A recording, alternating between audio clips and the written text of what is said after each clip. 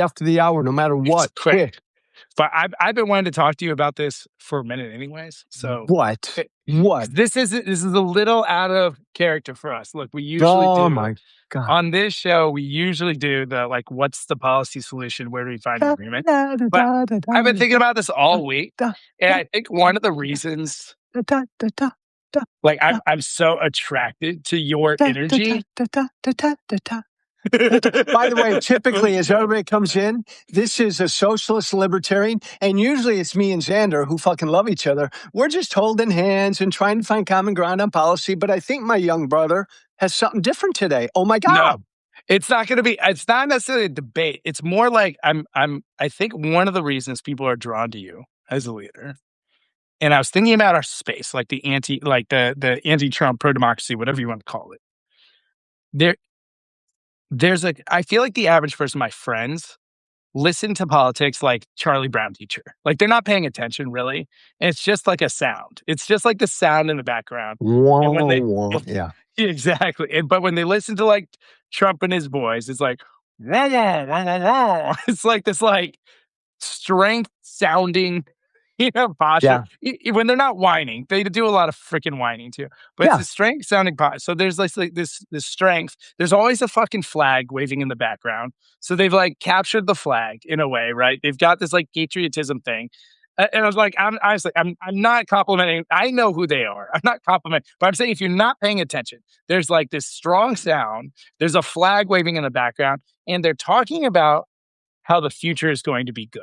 They're saying good again, which we know is a dog whistle in a lot of ways and whatnot. But they are talking about how the future is going to be good, at least for some people, right?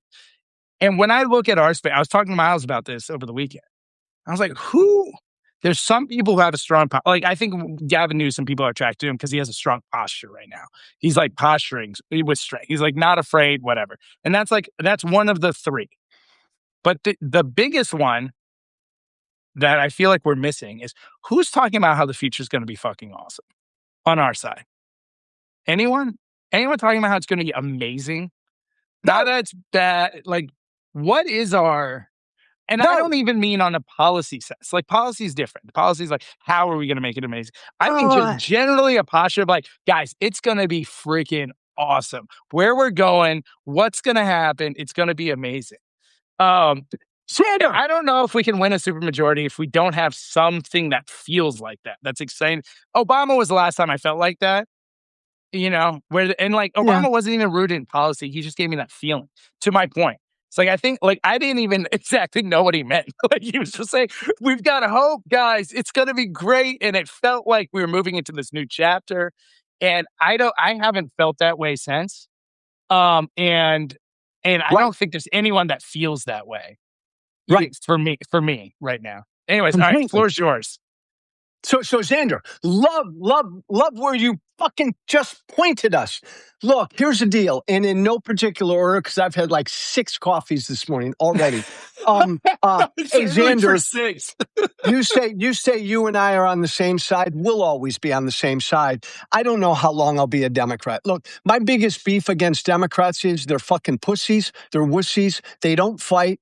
They've like been blind to this populist moment, right? And they're like substitute teachers. They're like school moms. They're like, don't eat you don't eat that candy. You got to eat the broccoli and all of this shit. And they come across as nerds and not fired up, pumped up people. And what's weird about me, Xander, is I come from the other world where fucking in my world, man, you fucking fly that flag because I fucking love this country. And I believe in a God. You can believe in whatever you want to believe in, but doggone it, I'm going to talk about my God when I talk about politics. Like the other side, the side I come from, they do that. It's mostly bullshit and demagoguery. Right. But the side you are on, and I am now temporarily on, has always shied away from showing their fucking love of this country. And here's where I want this country to be in 10 years. And part of it is, Xander, so a lot of it is Democrats are afraid. They're overly consulted. They've got fucking 5 pollsters in their ears. and they don't know how to just talk from the fucking gut. This is why I love this country. This is what I want this country to be. I'd love a Democrat to talk that way, like I talk. It's almost like everyone. I was thinking about how Trump was trying to rewrite our history the other day. We were talking about it on air, and it's exactly how a narcissist goes about. Like a narcissist can't have a productive conversation about something they've done wrong because in their head they've never done anything wrong. So they're like, no, the problem must be you. It's you, crooked media. It's you, history teacher. It's you, whatever. You're the issue that's making me. And he applies that to the nation state level. It's like, oh, if you're criticizing us, therefore, you must be the issue because this place is great. You can have, I think about the meetings I have, I think about the conversations I have.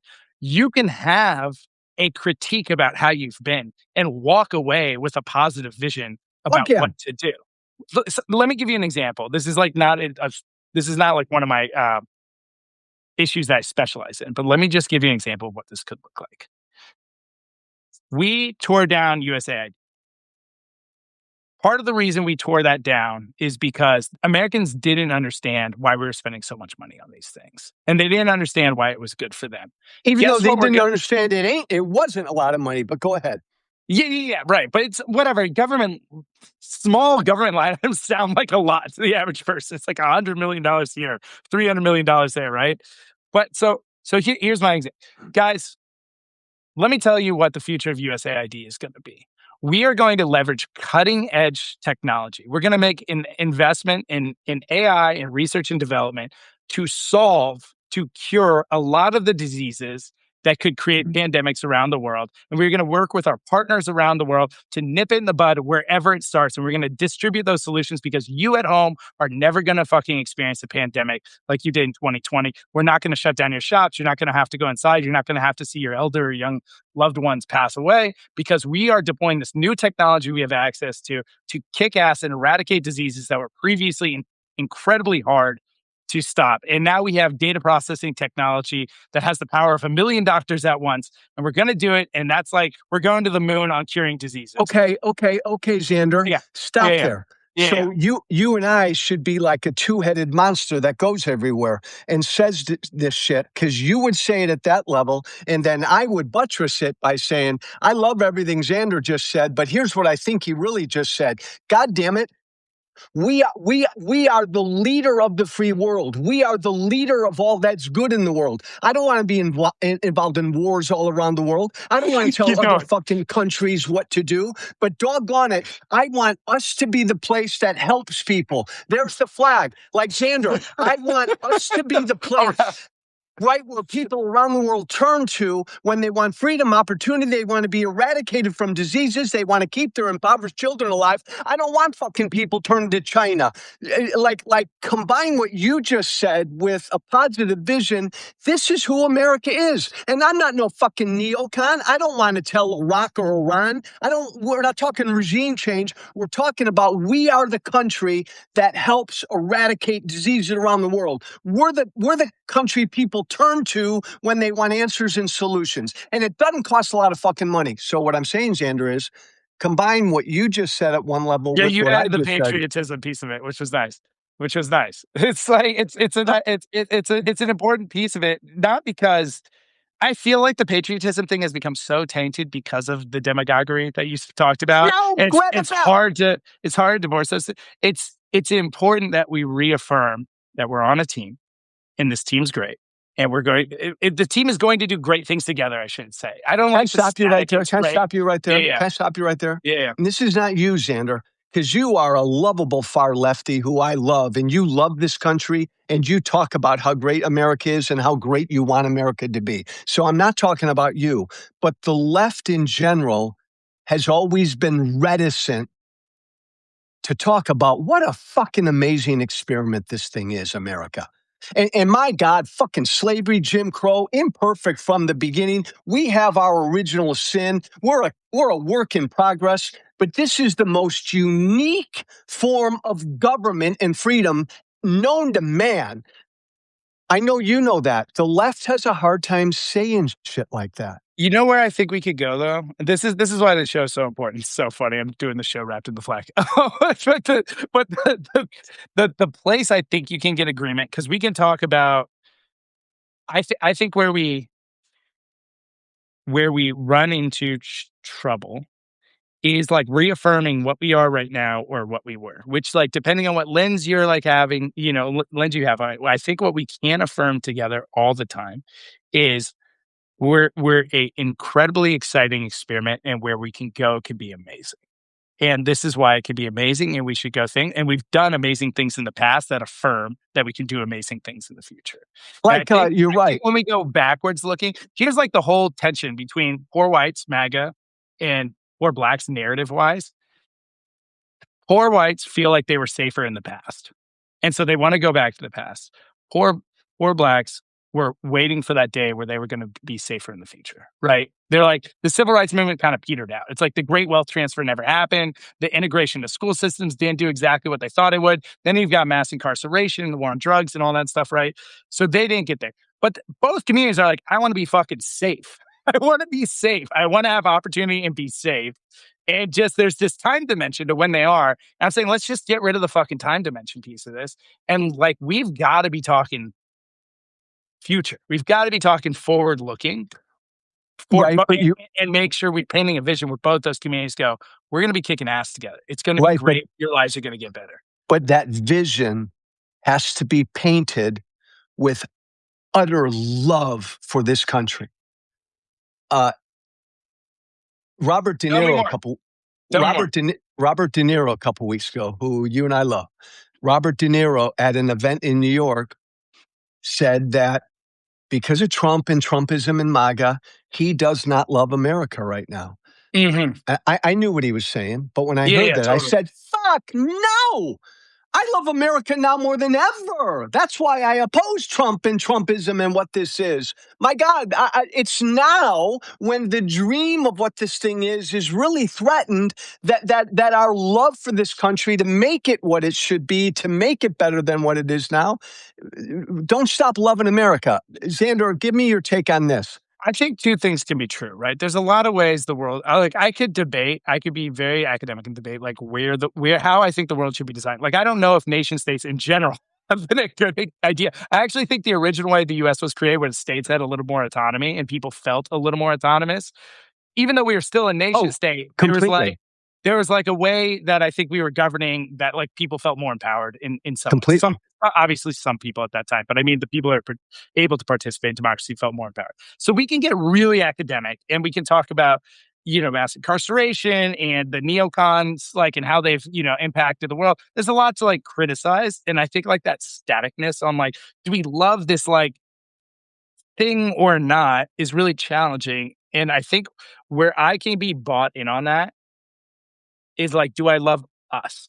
You know what I mean? Like, I think like America almost feels like when I say like, you love America, it feels like almost like you're pledging allegiance to like this thing you have no control over, or like that means so many different things, versus do I think we can come together as a group?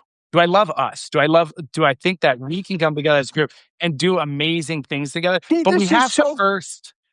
Sorry, Joe. I just want to wrap this up. We have to first affirm that we are on a team, right? Like we have to go, okay, we are on a team and we do want to do great things together. Here's what that can mean. And here's what America can mean. Go ahead.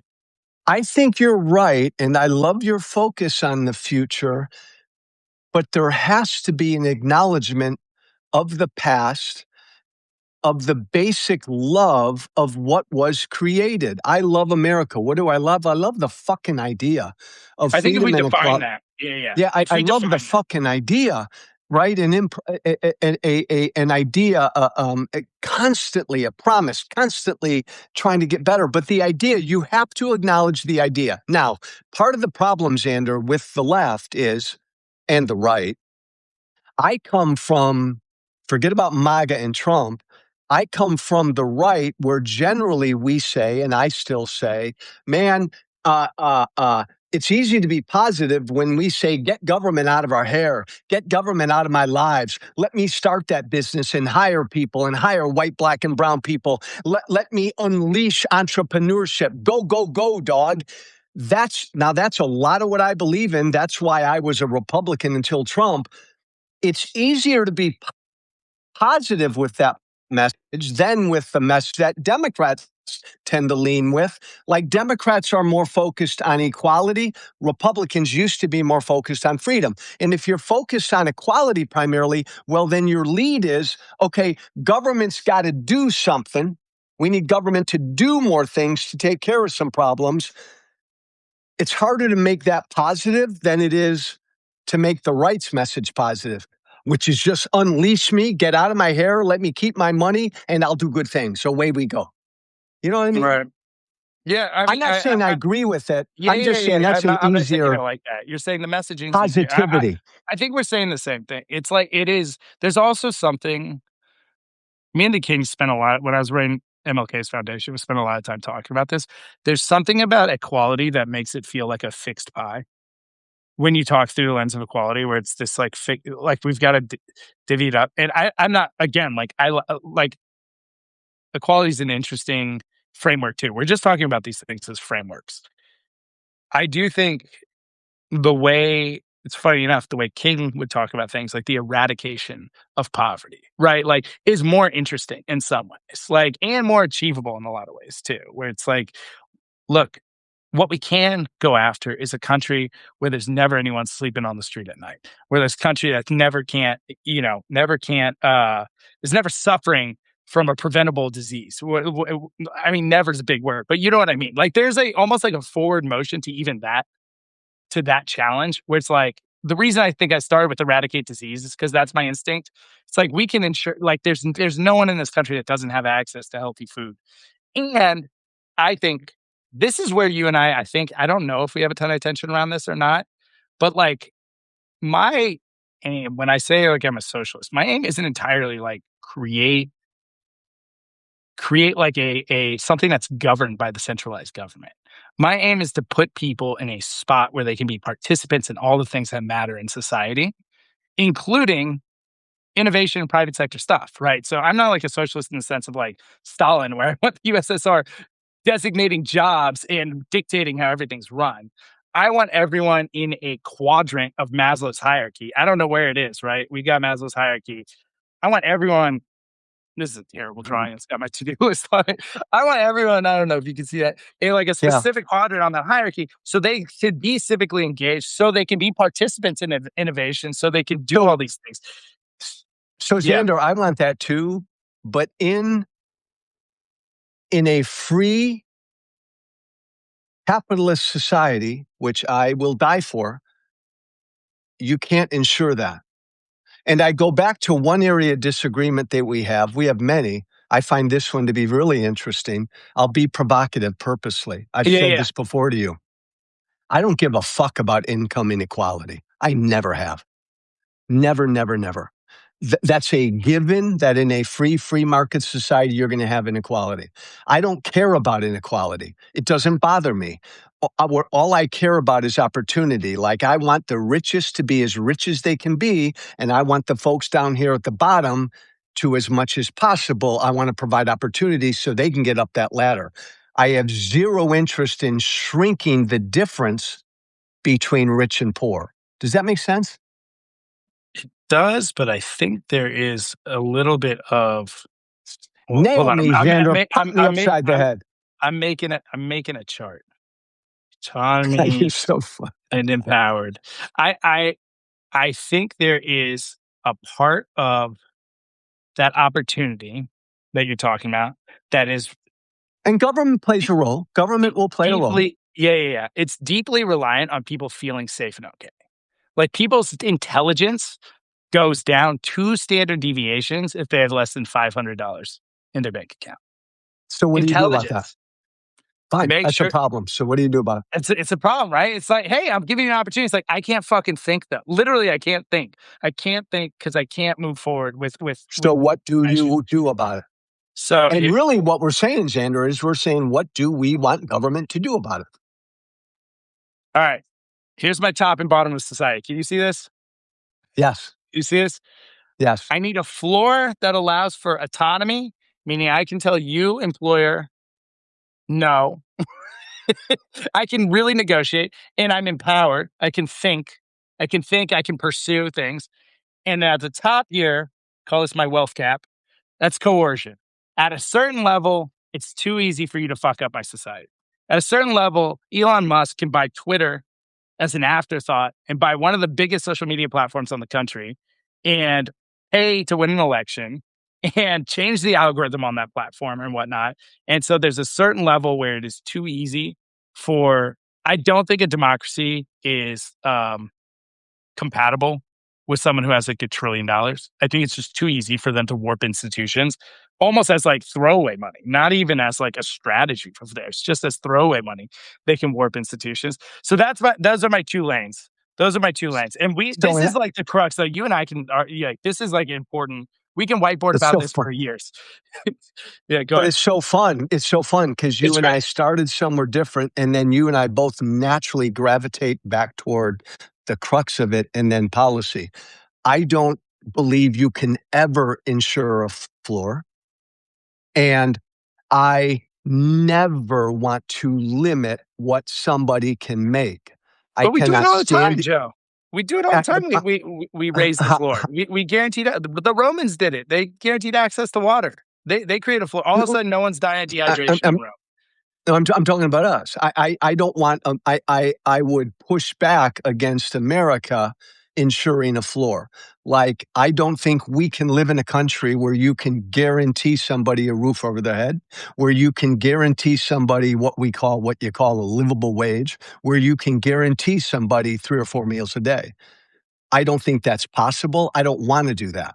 I want people to have that. I just don't want to compel it. And then on the upper end, last thing I'll say, Xander, then you can bring us to a close.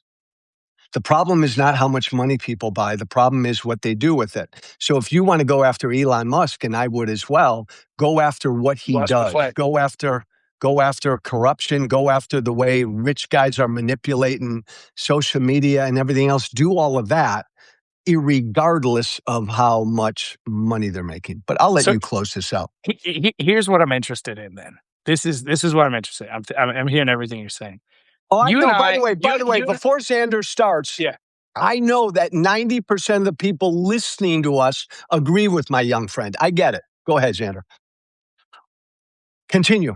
What I'm saying though is, you and I can chirp about this all day. Like, we should we do it? Can't we do it? Are we doing it? Whatever. Most of my friends do not fucking care. They're going to gravitate towards the person that says they can make the future better. And so all I say is, this is what we spend our time on. And they talk about, now, I don't want to be a charlatan either. We need to realize, like, we need to come to some solutions that we both agree upon, that we can, like, that puts weight behind our statement that the future can be better, and not be a charlatan like Trump. But fucking, we need to say the future's going to be better. Like, we need to say... Xander, can you and I, as we close on this shortened show, can you and I agree that we need our side, we need voices on our side to say that, to very positively and boldly and with love of country present that vision, correct? We can do it. We can do it. We can do it.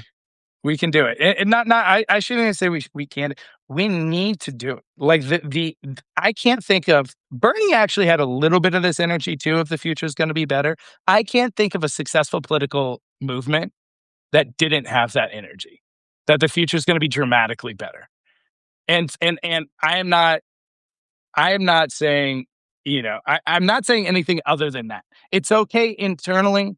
Like, it's okay to be critical of the country too. I don't think those two things are in tension. I think we're all fucking adults. We can say it's a problem that 2 million people are incarcerated. Joe, this is an easy place for you and I to find agreement on justice reform. It's a problem. And we can figure out something that creates opportunity for those people and makes their lives better and reduces the opportunity that they commit crimes moving forward. Right? Like, this is like, we can have a positive posture towards solutions.